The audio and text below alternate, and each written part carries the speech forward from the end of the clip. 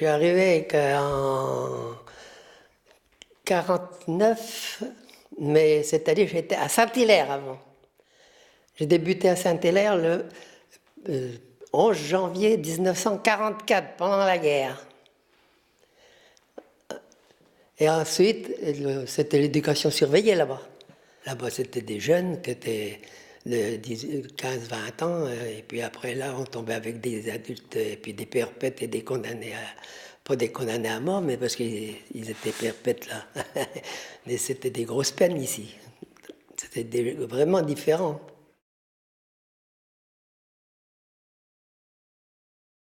Je fais un peu tous les postes. Mais enfin, j'étais un peu tout le tour, quoi, parce que des fois, on avait des trimestres, on était affecté dans un atelier, c'est en poste fixe, je parle, pour 3 mois, dans un atelier. On était affecté dans cet atelier tous les jours, à chaque coup qu'on venait, quoi, si on n'était pas de repos de garde, parce qu'on prenait la garde quand même en même temps. On était même des services de garde. Les lendemains, on était de repos, mais enfin, on était le service de garde. Et en général, à l'atelier, on était deux. Un du matin, l'autre d'après-midi, en poste fixe de cet atelier, pour 3 mois. Qu'on arrive à connaître les gars de cet atelier. Ça, c'était important. C'est très important, là. Vous aviez différents ateliers. Donc, comme là, les chaises, il y avait les chaises bois qu'on appelait, c'était les chaises machines. Ils faisaient que juste de tourner les bouts de bois pour faire les chaises, parce que c'était un lieu de chaises qu'on avait là. Et après, il y avait les chaises montage. Les chaises montage, c'était ce qui rassemblait les bouts de bois pour les chaises. Après, il y avait les chaises paille. Les chaises paille, il y avait chaise paille 1, chaise paille 2, chaise paille 3. C'était différents détenus. Alors, les chaises paille 1, alors là, c'était pas les marrants, là. J'ai trouvé simplement qu'on était un petit peu mis de côté, qu'on ne savait pas ce qu'étaient les détenus, bien sûr. C'était peut-être bien d'un autre côté, mais d'un autre côté pas très bien, parce que comme là moi j'étais chez Spayan, là, que c'était des grosses peines. Je connaissais pas du tout ce que étaient les détenus, hein. Pour qui, pourquoi, ni rien du tout. J'avais pas le savoir. Et ça vous manquait de ne pas le savoir? Un peu. Pourquoi? Je sais pas, je peux pas vous dire, j'en sais rien. Non mais, oui, mais, parce que ça, bon ben, vous savez ce que c'est. Un atelier, bon vous aviez quand même des ateliers que c'était pas dangereux, trop, mais des ateliers comme ça, pas savoir rien. Hein. Oui, vous savez pas ce qui pouvait peut-être vous arriver ou... Ah ben n'importe, vous êtes au bout, hein, assis sur l'extra-potent au bout, vous avez juste à surveiller. Hein. Le gars il levait le doigt pour aller au cabinet, et puis c'est tout. On savait ce qu'il faisait au cabinet, parce que bien sûr il avait camouflé des cigarettes, il allait fumer, mais ça on s'en foutait pas mal, hein, s'il allait fumer une cigarette là, au cabinet. Ben, le service de nuit, il prenait après le coucher, avec la suite des services de jour, quoi. Après le coucher, c'est qu'on était bien moins, le service de nuit, c'est pas le même effectif. Il y avait juste pour les rondes et puis faire les gardes, les sentinelles. Hein. Parce qu'on avait 2-3 miradors dans tout le tour, là. Moins que de jour. De jour, il y en avait tout le tour des chaises, il y en avait par là, il y en avait partout de jour. C'était pas les mêmes miradors. Il y avait juste 2-3 miradors juste autour des dortoirs. Le soir, que de jour, c'était les tours des ateliers, tout le tour. Alors, il y avait bien plus de miradors dans la journée. Alors on tournait toujours à deux quand même. Hein. On avait le poste de garde en haut, que tout le service de nuit se rassemblait, quoi. Et puis à chaque heure, parce qu'on avait des heures pour tourner, faire tout le tour et puis faire les gardes, bon, on tournait à deux, quoi. Puis comptage. Un qui restait à la porte, qui fermait la porte derrière toi, toi tu passais, toi. Et puis il fermait la porte derrière toi et il restait à la porte, lui. Il ne fallait jamais s'engager tous les deux dans l'atelier ou dans les dortoirs, jamais. Toujours un qui restait. Parce que si l'autre se faisait cravater, bon, ben, il y mettait dehors. Ça pouvait arriver. Oui.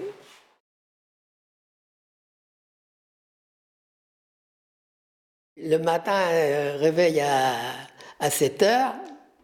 Et puis de 7 heures à 8 heures dans les dortoirs en haut, et ils faisaient leurs toilettes dans les dortoirs qu'on appelait à l'époque, je ne sais pas si vous l'appelez, les cages à poules.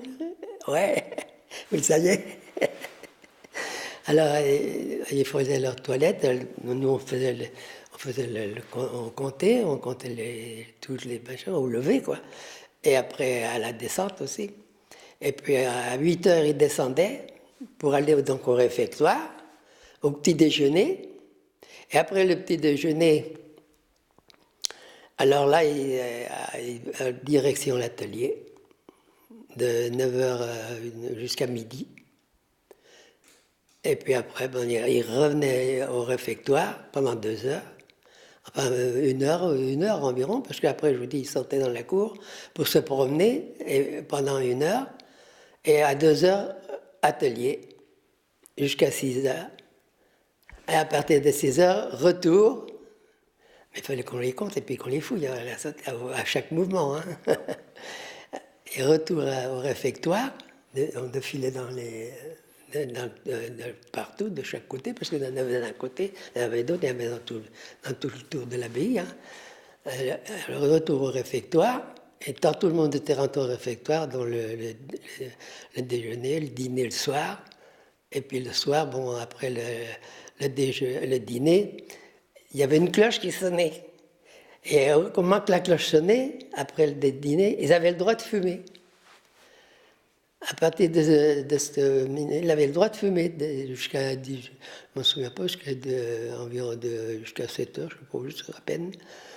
Et puis après, quand c'était terminé, monter au dortoir pour le coucher.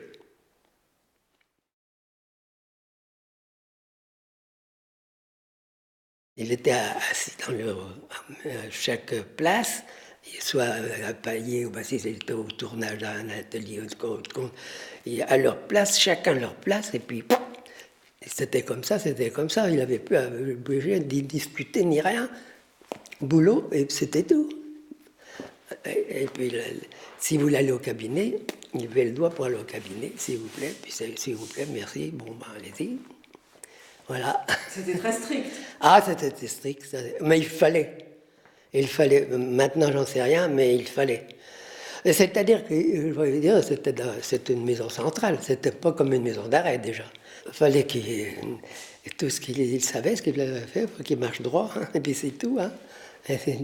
Le moins de dérangement, le meilleur, s'il y avait quelque chose, ben, il fallait le signaler, hein, il fallait faire un compte rendu au directeur. Puis voilà, ça dépend. Une dispute, une discussion, une dispute quelconque. Il n'y en a qu'une que j'ai vraiment marquée, moi, c'était justement au chez Spayen. Le gars s'était disputé avec le contremaître, parce que c'était un contremaître extérieur qui venait surveiller pour les chaises, et pour la fabrication des chaises qui étaient employées par la maison d'extérieur. C'était un contremaître déjà. Alors il était discuté avec lui parce que pourquoi le gars, c'était chez Spayen, il payait les chaises, quoi. Et les chaises qui n'étaient pas bien payées, le contremaître, crac, il coupait la chaise et le gars, il fallait qu'il la refasse à son compte. Alors il a fallu que je fasse un compte rendu, naturellement, bien détaillé, quoi, de ce qui s'est passé et tout, avec l'appui du contremaître, bien sûr, parce que c'était lui qui était à compte. Moi, ça me regardait parce que j'étais à surveiller, mais c'était pas pour moi, c'était pour lui.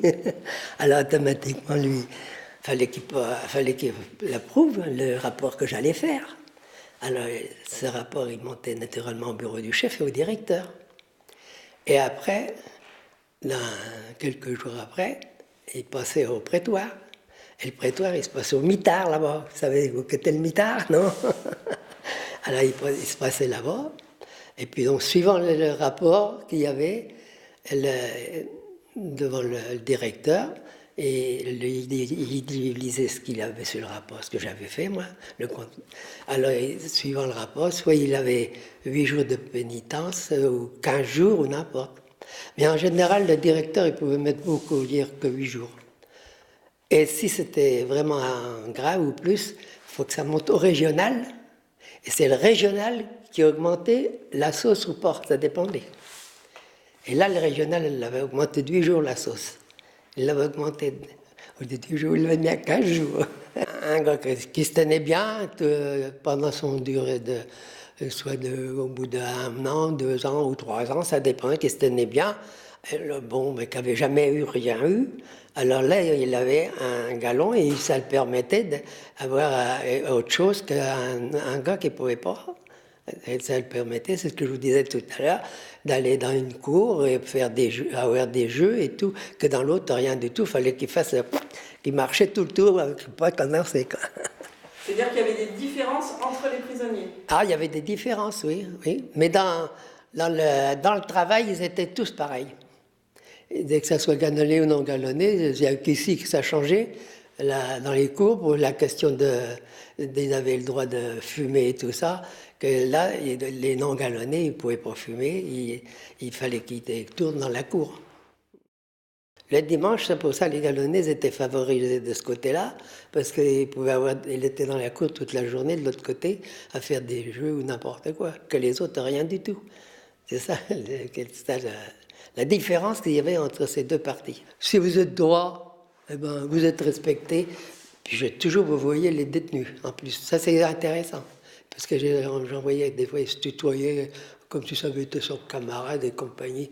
Ça n'existe pas, ça. C'est pas valable, ça. Et les gardiens avaient le droit de parler aux détenus? Pas tellement, justement. C'est que on n'avait pas le droit de dire quelque chose avec lui. On peut parler, mais pas parler vraiment. Non, on avait bateau. On était aussi bateau plus prisonniers que les prisonniers, parce que c'était strict à l'époque. Hein. On n'avait pas le droit de parler. Hein. Ah oui. Bon, bah, si on parlait quand même, mais parler vaguement, quoi, pas grand-chose, histoire de, bon, bah, mettez-vous à votre place, ou restez à votre place, ou un truc comme ça, c'est tout, hein. Il n'y avait pas vraiment de discussion autrement, hein. Oui, c'est une habitude, c'est une habitude de toute façon. Mais ça vous pesait que ce soit aussi strict, aussi... Ben non, parce que pourquoi il fallait une certaine discipline, hein. Parce qu'on avait quand même on n'avait pas affaire à des enfants de cœur, comme on dit, hein. Alors, il fallait une certaine discipline. Hein. Alors, automatiquement, non. Ça me faisait rien, toujours, moi. Enfin. Mais ce qu'il fallait, c'est qu'il fallait garder sa place. Chacun sa place. Le détenu sa place et le surveillant sa place. C'était ça le principal de tout.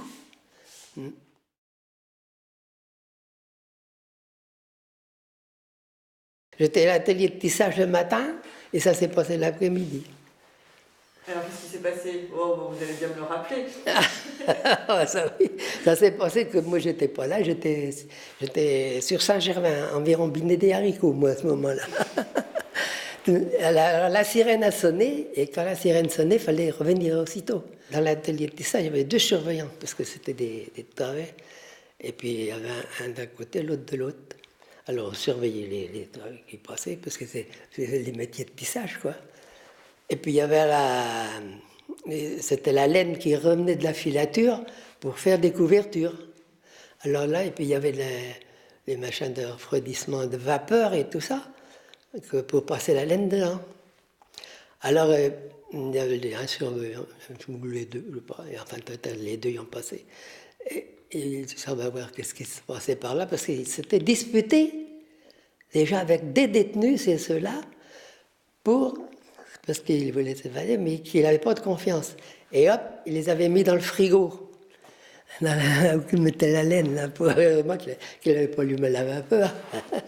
Et puis, un surveillant va voir ce qui s'est passé, en même temps, et hop, colmater le surveillant, et hop, dans le frigo.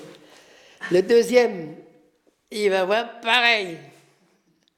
Mais le plus beau, c'est que le troisième qui arrive, c'était un bricard surveillant de galon, puis il faisait sa ronde, parce qu'il faisait la ronde dans les ateliers pour voir s'il n'y avait rien de normal ou n'importe quoi. Il faisait sa ronde, alors il se voit sa ronde, il arrive dans l'atelier, plus de surveillant, il regarde, et hop, direction les...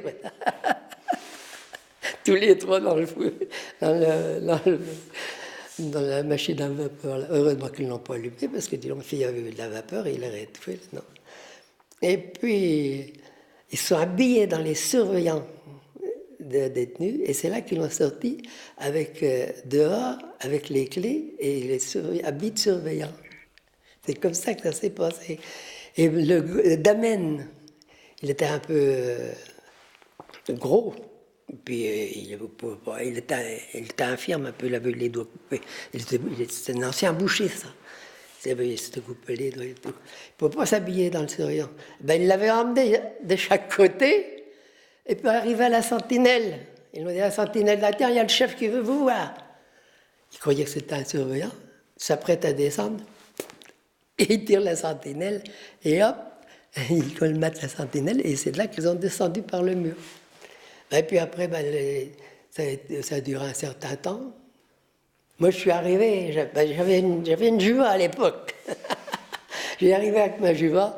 Le chef, il dit, prenez quelques surveillants, vous allez faire le tour. C'était pas prudent, normalement, on n'avait pas à le faire. Parce que dehors, à l'extérieur, on n'avait pas à jouer. Normalement, c'est la police qui doit s'en occuper. Alors, heureusement qu'on n'a rien trouvé, qu'on n'a rien fait, parce qu'on se fait matraquer autour, hein, parce qu'il avait les mousquetons. Il avait pris le mousqueton de la sentinelle, hein, avec eux. Alors, on n'a rien vu. Mais je savais, moi, à peu près où qu'il aurait pu passer. Parce qu'ils avaient monté là, vers le château d'eau qu'on a à peu près à l'air qu'il est là. Et il avait monté là-dedans et il était obligé de redescendre la forêt. Hein. Alors, mais quand ça s'est arrêté, tout le monde rentrait, les flics qui étaient par là aussi rentraient, tout le monde rentrait. Puis ça s'est laissé comme ça. Il n'y a que quelques jours après qu'ils les ont trouvés dans la plaine plus loin que Chinon, là, de Sainte-Maure, là. C'est pas celui-là, non? C'est là-bas qu'ils les ont trouvés. Là, ils les ont flingués, là.